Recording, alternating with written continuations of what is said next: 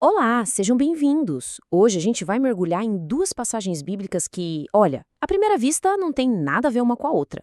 De um lado, a gente tem aquela história super famosa da torre que ia chegar até o céu, e do outro, uma lista de nomes, longa, sabe? Bem detalhada.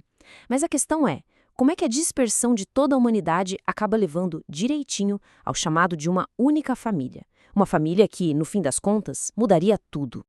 Então, essa é a grande pergunta, né? Como é que uma história que é toda sobre confusão, sobre separação, de repente vira uma narrativa de promessa de um destino super específico? A resposta, na verdade, está no jeito que a história é contada.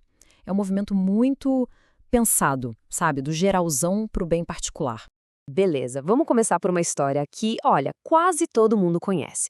Lá em Babel, a humanidade estava toda unida, falando uma língua só, com uma baita ambição: construir uma cidade e uma torre gigantesca. Para quê? Para ficarem famosos e, o mais importante, para não se espalharem por aí. Só que essa união toda acabou tendo uma consequência que ninguém esperava. E é aqui que o jogo vira.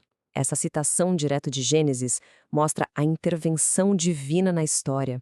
A ambição da galera é brecada, mas não por um terremoto, uma enchente, nada disso. Foi algo que atacou bem no coração da comunicação, da cooperação entre eles. A língua, que antes era o que unia todo mundo, de repente vira o que separa, vira uma barreira. E o resultado foi na hora. O projeto gigantesco da torre simplesmente para. E aquilo que eles mais tinham medo acontece. Eles são espalhados. É a partir daí que a história da humanidade vira uma história de nações, de povos, de línguas diferentes, todo mundo disperso pelo planeta. E o próprio nome do lugar, Babel, vira tipo um monumento eterno desse dia. A palavra em si tem a ver com o verbo em hebraico para confundir. Então, a cidade que era para ser o símbolo da união acaba virando um lembrete para sempre da confusão e da separação. E é agora que a narrativa faz uma coisa fascinante. Pensa assim, é como se a câmera que estava mostrando o planeta inteiro, de repente começasse a dar um zoom, mas um zoom muito rápido e focado. A história vai se afunilando, sabe? Deixa de lado todos aqueles povos espalhados para se concentrar com tudo numa única linhagem. Mas antes da gente olhar essa lista de nomes, é super importante entender por que ela está ali. Genealogia, naquela época, não era só uma lista chata de nomes, não. No mundo antigo, era tipo o RG, o CPF e o currículo da pessoa, tudo junto.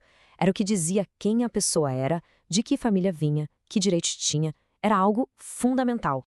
E aí o texto vai nos levando nome por nome ao longo de 10 gerações. Começa com Sem, o filho de Noé, e vai até um cara chamado Tera.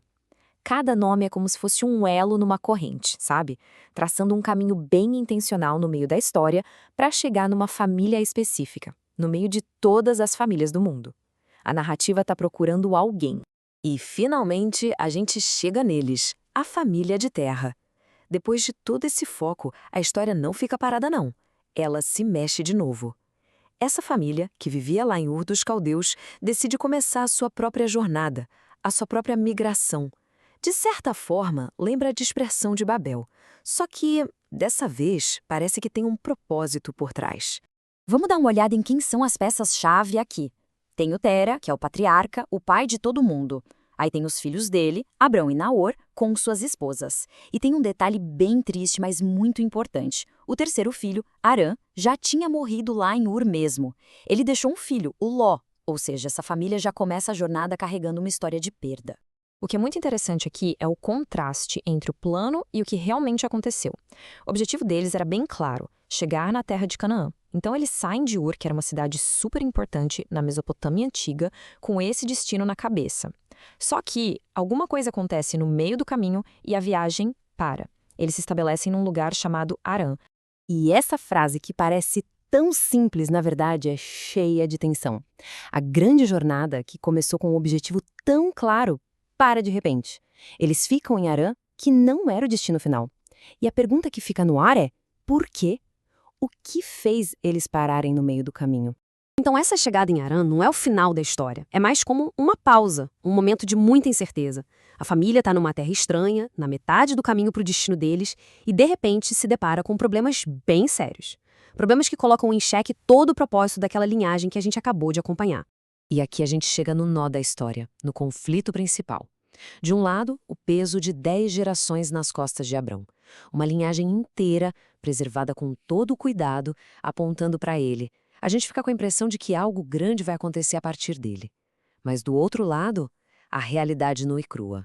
A esposa dele, Sarai, era estéril, não podia ter filhos. A linhagem que foi tão cuidadosamente escolhida parece que bateu num beco sem saída.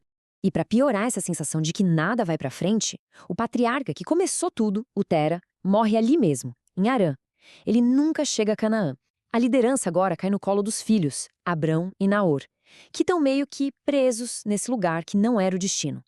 O futuro é incerto, não tem herdeiro à vista, a promessa toda parece que está indo por água abaixo. E é com essa pergunta que a gente fica. Pensa bem, depois daquela dispersão mundial lá em Babel, a história nos trouxe até este exato ponto. Uma família de luto, parada no meio do caminho, com o casal principal sem poder ter filhos. Isso parece muito mais um fim de linha do que um começo, né? E, no entanto, é exatamente aqui, nesse ponto que parece impossível, que o próximo capítulo da história está prestes a começar. O ponto-chave é esse. A solução para a confusão de Babel não vai vir da força humana. Vai começar com uma promessa, feita justamente para esse casal que, aparentemente, não tinha futuro nenhum.